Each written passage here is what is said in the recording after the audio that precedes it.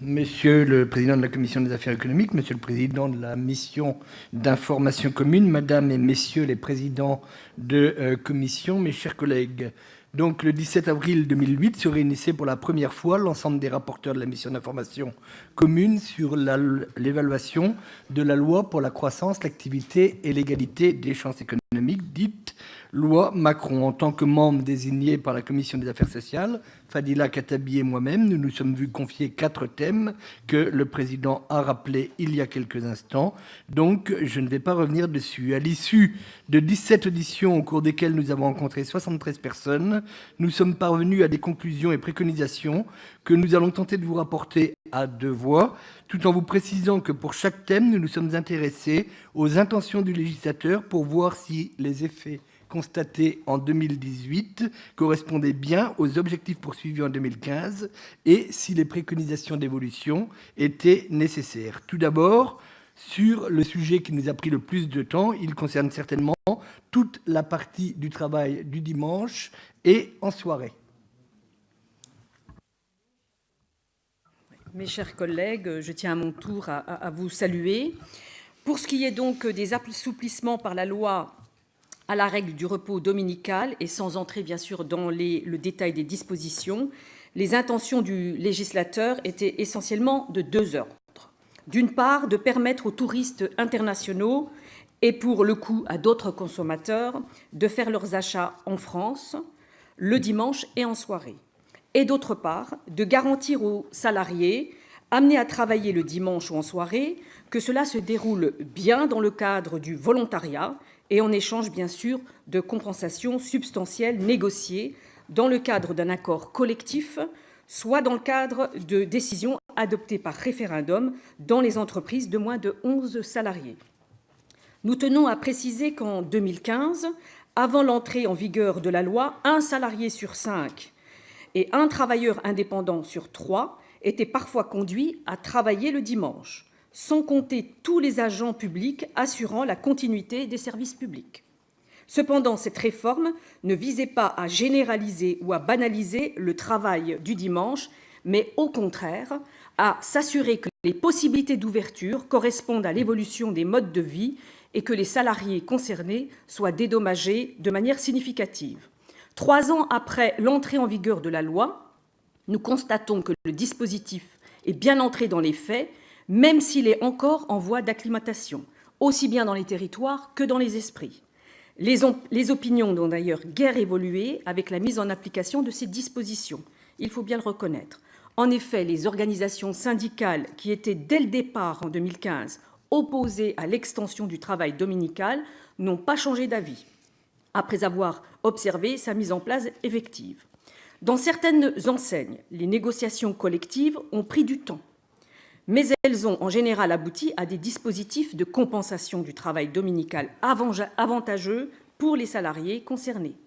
Là aussi, les accords ont souvent été contestés devant la justice par les syndicats opposés à l'ouverture dominicale, ce qui a pu engendrer des tensions, ici ou là, entre les syndicats, auteurs des recours, et les salariés, bien sûr, volontaires.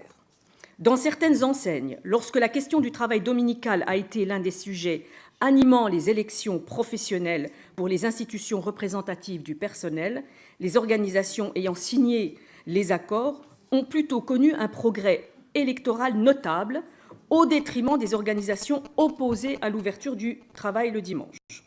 Ceci explique sans doute que les négociations visant à adapter ou à étendre les accords collectifs existants ont souvent eu lieu dans un meilleur climat.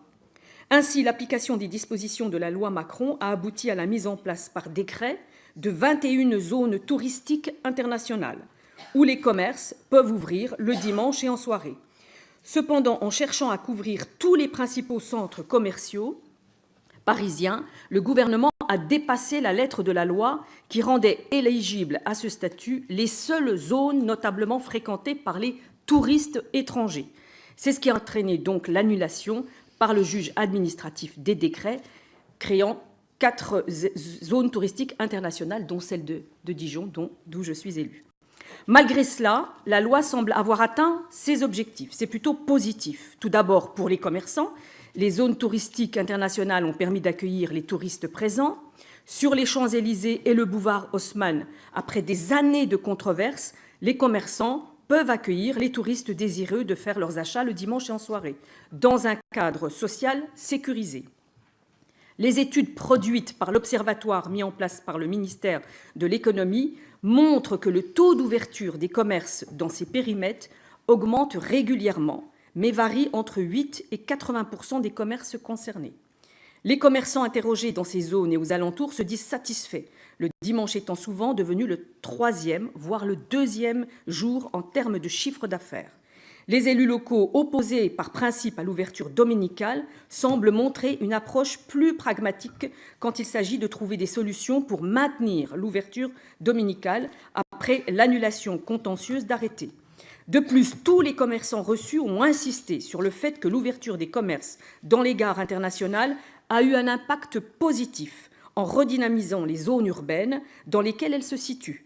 Aussi, cette ouverture devrait être étendue à d'autres gares.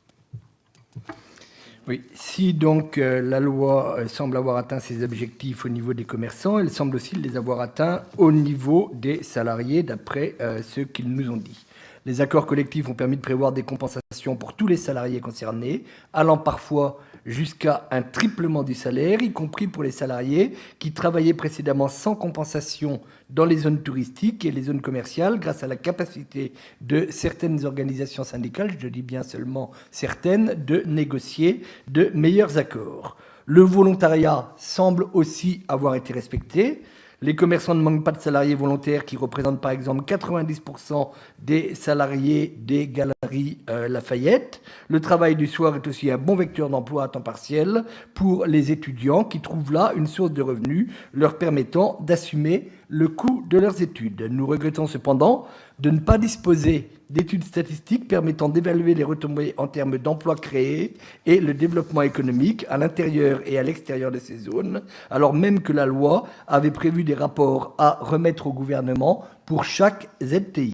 Nous avons également constaté que les commerces qui disposaient précédemment d'une autorisation d'ouvrir le dimanche en zone touristique ou en zone commerciale notamment, n'ont toujours pas mis en place un accord collectif comprenant des compensations pour les salariés. Le délai accordé par le législateur pour se mettre en règle était de 2 ans, porté ensuite à 3 ans, a expiré. C'est un délai qui a expiré depuis le 1er septembre dernier. L'emploi de salariés le dimanche sans accord de compensation est donc depuis cette date devenu illégal. Nous jugeons donc nécessaire qu'une campagne de sensibilisation les incite à se mettre au plus vite en conformité avec la loi. Nous regrettons également que les associations de maires et d'intercommunalités n'aient pas pu trouver de représentants pour nous parler de leur expérience dans la mise en œuvre d'un nombre accru de dimanches du maire, 12 dimanches du maire maintenant. En l'absence d'informations contraires, il nous apparaît que les collectivités arrivent à trouver dans le cadre local l'équilibre adéquat. En conclusion, sur ce chapitre, nous proposons de ne pas modifier le dispositif législatif adopté en 2015, car il apparaît qu'il permet de répondre aux attentes des acteurs locaux et de la clientèle qui fréquente les commerces. Il permet aussi aux acteurs locaux d'adapter les règles de manière satisfaisante, notamment en créant de nouvelles zones. Nous appelons ainsi les partenaires sociaux à se concerter à l'échelle locale afin de trouver des consensus pour développer, réglementer ou interdire, dans le cadre d'arrêtés préfectoraux, les ouvertures des commerces appartenant à un même secteur d'activité. Pour autant, il ne faudrait pas voir dans l'ouverture dominicale une panacée. Ce succès n'est pas reproductible de notre point de vue partout et notamment dans les plus petites villes. Il est illusoire, selon nous, d'imaginer qu'une libéralisation généralisée de l'ouverture dominicale des commerces de dimanche va conduire à décréter la création d'activités. S'il n'y a pas de clients potentiels, il n'y aura pas d'ouverture dominicale. Ainsi, par exemple, les boutiques de la place Vendôme ont expérimenté, puis abandonné l'ouverture dominicale, car le chiffre d'affaires ne couvrait pas le montant des compensations à verser aux salariés. Si les clients de la semaine reportent leurs achats au dimanche pour des raisons de commodité, il n'y aura pas non plus de création de chiffre d'affaires. Par ailleurs, les défis et les bouleversements que rencontre actuellement le commerce de détail en dehors des métropoles sont essentiellement liés au développement du commerce en ligne. L'ouverture dominicale n'est ni la cause, ni l'antidote contre cette évolution en cours. En ce qui concerne la réforme de l'inspection du travail, la loi Macron a permis au gouvernement de prendre le 7 avril 2016 une ordonnance renforçant les prérogatives et le rôle de surveillance des inspecteurs du travail en leur permettant notamment d'arrêter toute activité qui représenterait un cas de danger grave et imminent. À cela s'ajoute la création de sanctions administratives qui s'avèrent être plus dissuasives que la menace de poursuite judiciaire. En effet, les procès-verbaux transmis au procureur de la République sont souvent classés sans suite lorsqu'il n'y a pas eu de victime.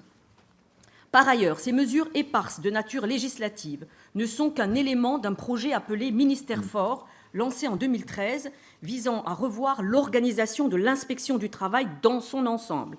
Alors comment ? Tout d'abord, en mettant en extinction le corps des contrôleurs du travail, ce qui a mis fin au recrutement, mais n'empêche pas les contrôleurs en poste de pouvoir continuer à exercer leurs fonctions jusqu'à la fin de leur carrière. Deuxièmement, en mettant en réseau les agents de contrôle par l'instauration d'unités de contrôle sous l'autorité d'un responsable et d'équipes dédiées à certains risques, comme la lutte contre le travail illégal. Et enfin, en définissant les priorités nationales et des objectifs, avec par exemple la présence des inspecteurs sur le terrain 2 jours par semaine. Cependant, nous avons constaté que malgré les concertations préalables, les agents de contrôle, de manière générale, n'ont ni adhéré au principe de la réforme, ni au principe de la mise en réseau de l'inspection du travail, ce qui a engendré un réel, je dis bien un réel, malaise au sein de la profession. Il s'agit bien d'un problème de changement de culture d'une organisation qui ne peut fonctionner sans l'adhésion de ses agents. En outre, la réforme prévoit l'organisation de concours internes et d'examens professionnels qui permettent la promotion des contrôleurs du travail. Pour autant, les organisations syndicales ont fait remonter les craintes de certains agents qui n'auraient pas été retenus par l'examen professionnel ou qui ne souhaiteraient simplement pas passer le concours.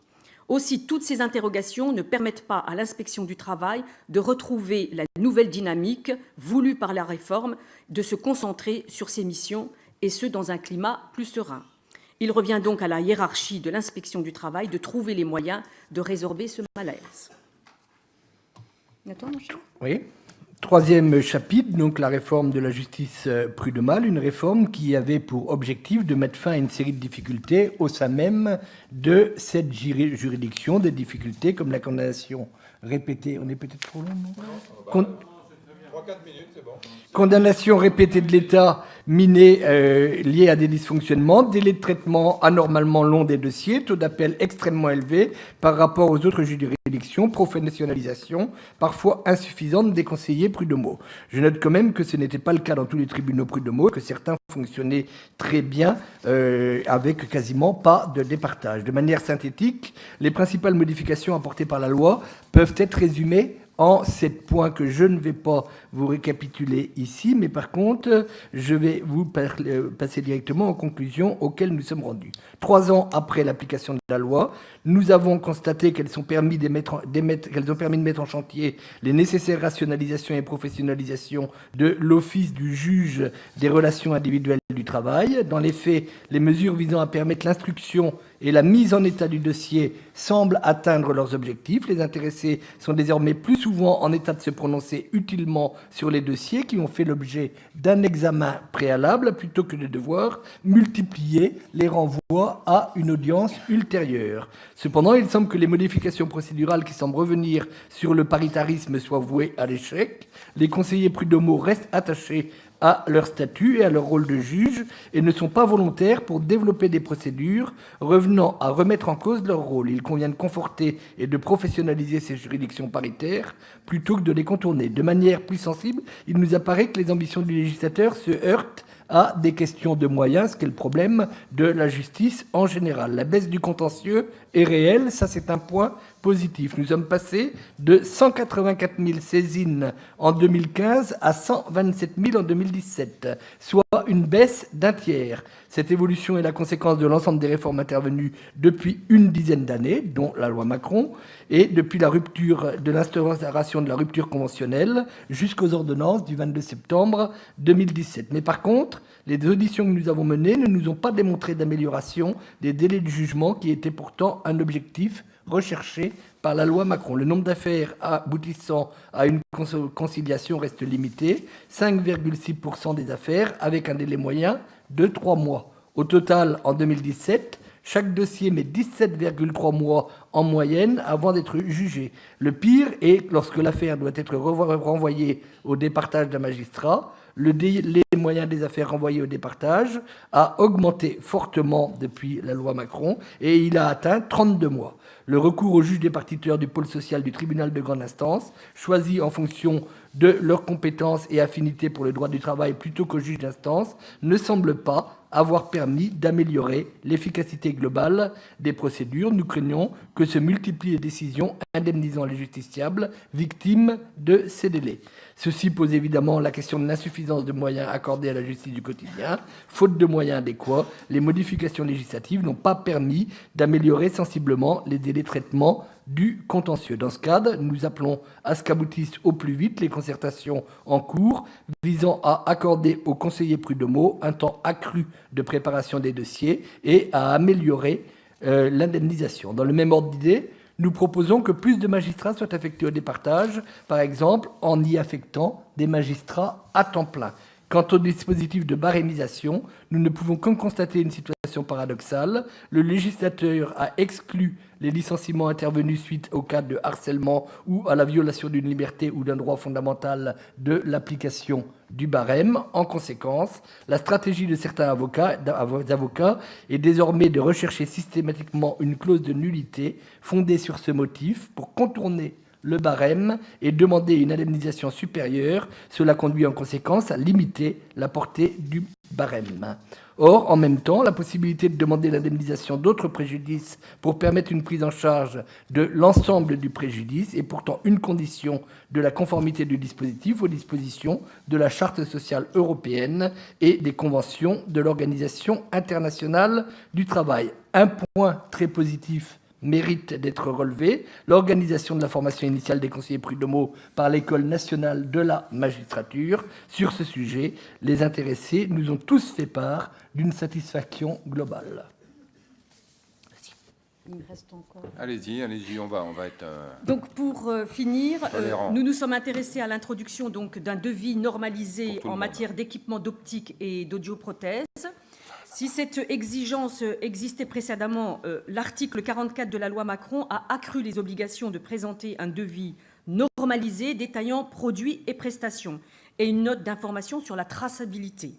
Si les contenus du devis normalisé et de la note ont fait l'objet d'arrêtés le 28 avril 2017, la complexité des informations à y inclure, les hésitations sur le caractère remboursable de certaines prestations et la longueur résultante des devis à produire ne satisfaisaient pas les professionnels rencontrés. En novembre 2017, l'entrée en vigueur de ces dispositions a donc été reportée.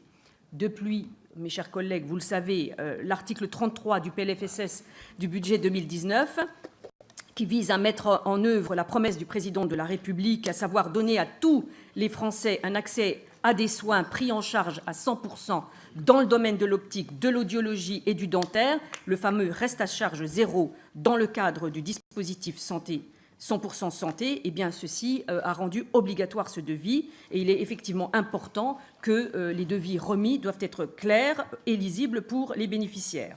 Donc je vais passer très très vite, sinon je répondrai bien sûr aux questions.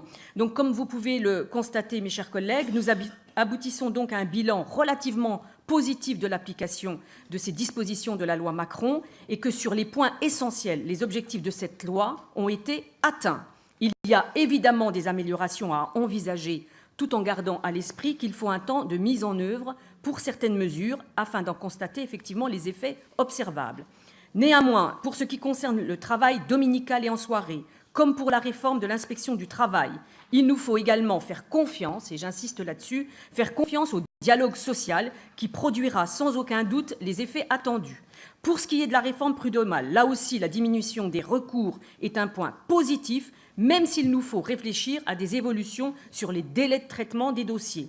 Et enfin, pour le devis normalisé en optique et en audioprothèse, les mesures du dernier PLFSS sont en totale cohérence avec les mesures de la loi Macron et ne pourront donc que les renforcer. Voilà. Donc je terminerai en fait cette intervention en soulignant tout le plaisir que j'ai eu à mener cette mission aux côtés de Gilles Lurton, mon collègue, en précisant que cette mission s'est déroulée dans d'excellentes conditions. Je vous remercie.